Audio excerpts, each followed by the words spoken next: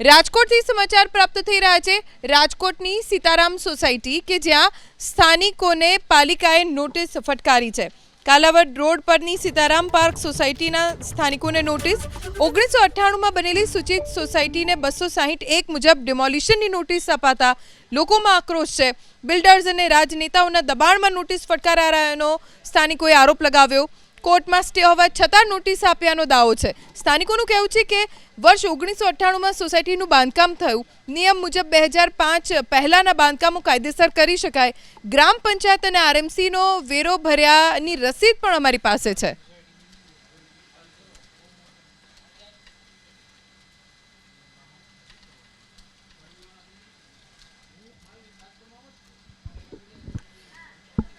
તો ગ્રામ પંચાયત અને આરએમસીનો વેરો અત્યાર સુધી ભર્યો।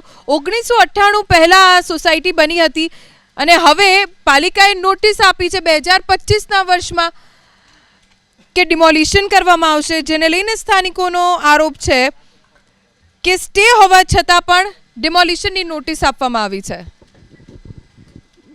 1998 થી પંચાયત રાજ હતું ત્યારે અમે એમાં વેરા ભરતા હતા। અમારી મિલકત ત્યારની છે। પછી કોર્પોરેશનમાં ભરી તો એમાં પણ અમે વેરા ભરીએ છીએ અને કોર્પોરેશને 2019માં આમાં સામેલ કર્યું છે। તો અમારું તો પહેલાંનું છે, તો અમારું ઇમ્પેક્ટમાં લઈ અને અમને બાંધકામ અમારું રેગ્યુલાઇઝ કરી દઈએ। અહીંયા 2017માં ખોટું રોજકામ કરીને પણ અહીંયા સોસાયટીમાં બતાવ્યું છે કે ખાલી જગ્યા છે।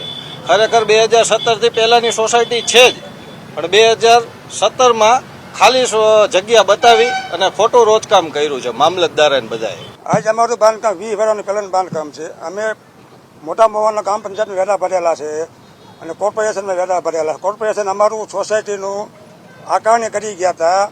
આકારણી કરી પછી અમને એને વેરા આપ્યા એટલે અમે એને વેરા ભર્યા। પછી અટાણે મોટા માથા અને અધિકારી કોર્પોરેશનના એના દબાવથી અમને 3 નોટિસ મારી છે પાડવાની। બાંધકામ તો અમારું 1998નું જ છે, બરોબર। તો હવે કેમ આ બધા કરે છે? વેરા તો અમે બધા ભરેલા જ છે, એકે વેરો બાકી નથી રાખેલો। અત્યારે આરએમસીમાં ભર્યું તો એમ વેરો તો ભરી જ છે, તો કેમ હવે એને નડે છે? તો વેરો જ પેલા ન અપાય ને। એ લોકોનું હોય તો એને વેરો ન આપવો જોઈએ, આ રીતનું દબાણ કરવું હોય।